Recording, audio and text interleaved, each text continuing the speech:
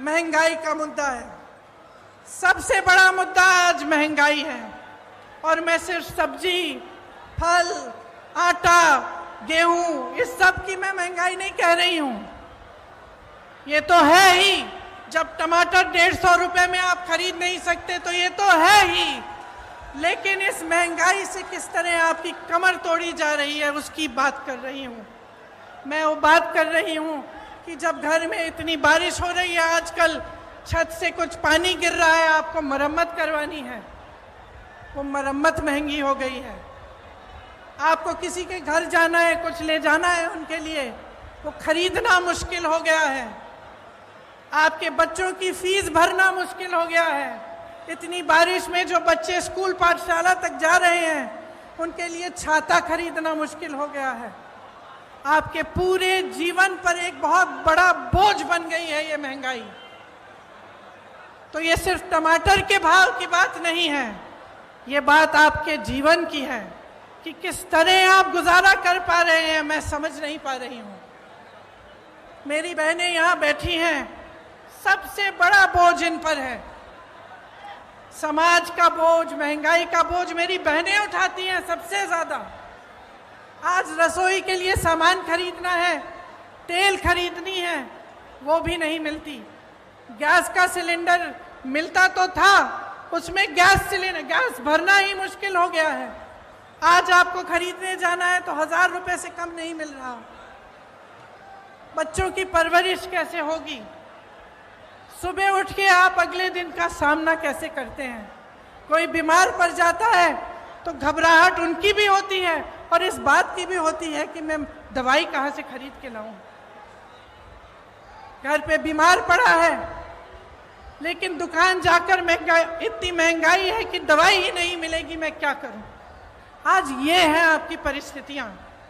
तो इस बीच मुझे उचित नहीं लगता कि यहां आकर मैं फिजूल की बातें करूं, मैं दूसरों की बार बार आलोचना करती रहूं।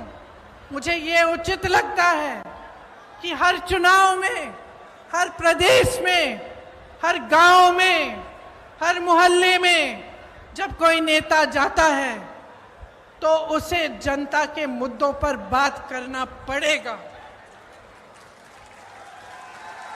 उसको बताना पड़ेगा कि ये महंगाई क्यों है,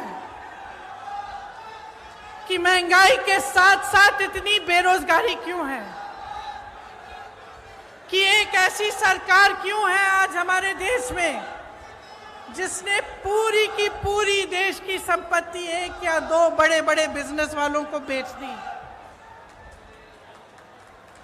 जहां से आपको रोजगार मिलता था, उन कंपनियों को जब इन्होंने अपने मित्रों को सौंपा तो उनको मालूम होगा कि आप बेरोजगार होंगे। आपको रोजगार कहां से मिलता था?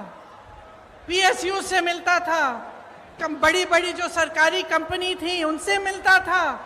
आपको रोजगार खेती की कमाई से मिलता था, आपको रोजगार सेना से मिलता था, आपको रोजगार छोटे छोटे व्यापार से मिलता था।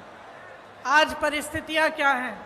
जो बड़ी बड़ी कंपनियां हैं वो तो सारी सौंप दी इन्होंने अपने दोस्तों को। सेना की भर्ती का क्या किया अग्निवीर का आप जानते हैं। आपका ये जो क्षेत्र है, ग्वालियर का क्षेत्र, रानी लक्ष्मीबाई जी का क्षेत्र है, यहां से तमाम वीर जवान जाकर हमारे सरहद पे खड़े होते हैं। आप जानते हैं सबसे अच्छी तरह कि जब से अग्निवीर की स्कीम आई और 4 साल की सेना में भर्ती कराई गई, तब से क्या स्थिति है। मैं कुछ हरियाणा के नौजवानों से मिली, उन्होंने मुझे बताया कि ट्रेनिंग से ही लोग वापस जा रहे हैं घर। तो कहते हैं कि हम इतनी ट्रेनिंग, इतनी कड़ी ट्रेनिंग कर किस लिए रहे हैं? हम इतनी कड़ी ट्रेनिंग इसलिए कर रहे हैं कि 4 साल बाद हम बेरोजगार होकर वापस आ जाएं। और जब घर आएंगे तो सरकार ने ये परिस्थितियां बना दी हैं कि घर पे भी किसानी से चाहे जितनी भी मेहनत कर लो, इतनी महंगाई है, इतनी मुश्किलें हैं कि किसानी से भी नहीं कमा पाएंगे। तो घर आकर क्या करेंगे? वहाँ भर्ती के लिए तमाम नौजवान पढ़ाई करते हैं, माँ बाप मेहनत की कमाई से उनके लिए पैसे इकट्ठे करते हैं, कोई 10,000 के ट्यूशन, कोई 20,000 के ट्यूशन करता है, और फिर देखिए पटवारी के इम्तिहान में किस तरह से घोटाला हो गया।